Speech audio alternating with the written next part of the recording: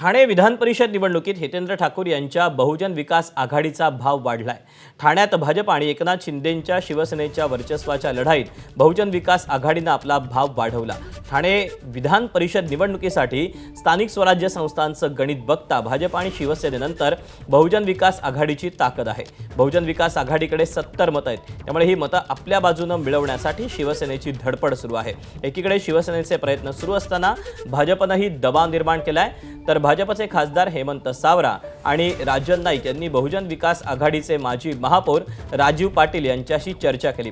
ठाणे विधान परिषदेसाठी ही चर्चा झाल्याची माहिती आहे।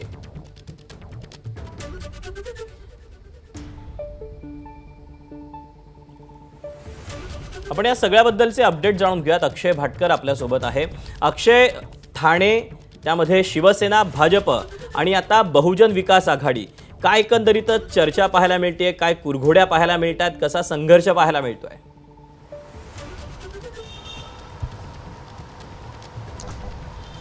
दीपक, एकूणच जर आपण पाहिलं तर ठाण्यामधलं जे संख्याबळ आहे त्या संख्याबळानुसार जर जायचं झालं तर भाजपकडे भाजपचं पारडं जड आहे आणि भाजपकडे जास्त संख्याबळ असल्यामुळे ठाणे विधान परिषदेमध्ये भाजपचा जर उमेदवार असेल तर तो सहज निवडून येईल। पण यामध्ये देखील ठाण्यामध्ये शिवसेनेचं वर्चस्व आहे, ठाण्यामध्ये एकनाथ शिंदे यांचं वर्चस्व आहे।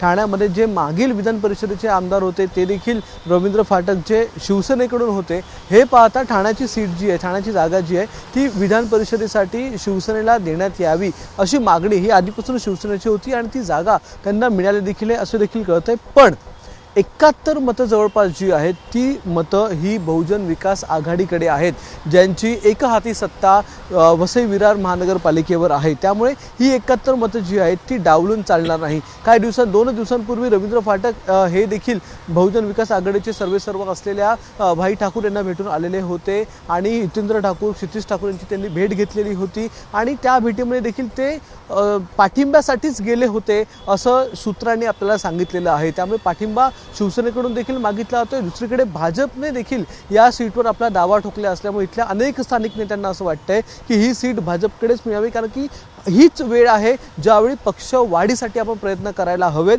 कारण की इतक्या मोठ्या प्रमाणामध्ये नगरसेवक निवडून आम्ही कोणासाठी आणले असा देखील प्रश्न स्थानिक नेत्यांकडून विचारला जातोय। त्यामुळे ही सीट आपल्याकडे मिळावी, आपल्याकडे राहावी असा प्रयत्न स्थानिक नेत्यांचा आहे। म्हणूनच दुसरीकडे बवियाला भाजपकडून देखील साकडं घातलं जातंय। त्यामुळे ही 71 मतं जी आहेत ती जरी बाजूला ठेवलं तर देखील भाजपचं पारडं हे जड मानलं जातंय। म्हणून कुठे ना कुठे बविया जी आहे ती सध्या या संपूर्ण सिनॅरिओमध्ये पिक्चरमध्ये आलेली आहे आणि भाजपच्या नेत्यांकडून बवियाच्या नेत्यांची भेट घेतली जाते आहे, शिवसेनेच्या नेत्यांकडून बवियाच्या नेत्यांची भेट घेतली जाते आहे आणि निर्णायक 71 मतं जी आहेत ती 71 मतं कोणाच्या पारड्यात पडणार हे देखील महत्त्वाचं असणार आहे। त्यामुळे सध्या बविया हा ठाणे जिल्ह्यातला सगळ्यात बहुमूल्य असा पक्ष झालेला आहे, ज्या पक्षाकडे सगळेच राजकीय नेते जे आहेत ते पोचत आहेत। दुसरीकडे जे विरोधक आहेत ते देखील ठाण्याला आपली सीट देणार आहेत, म्हणजे ठाण्यामध्ये उमेदवार उभा करणार आहेत। त्यामुळे विरोधकांकडून म्हणजे उभाटा असेल, काँग्रेस असेल यांच्याकडून जो उमेदवार असेल ते देखील बवियाकडे जाणार येणाऱ्या काळामध्ये,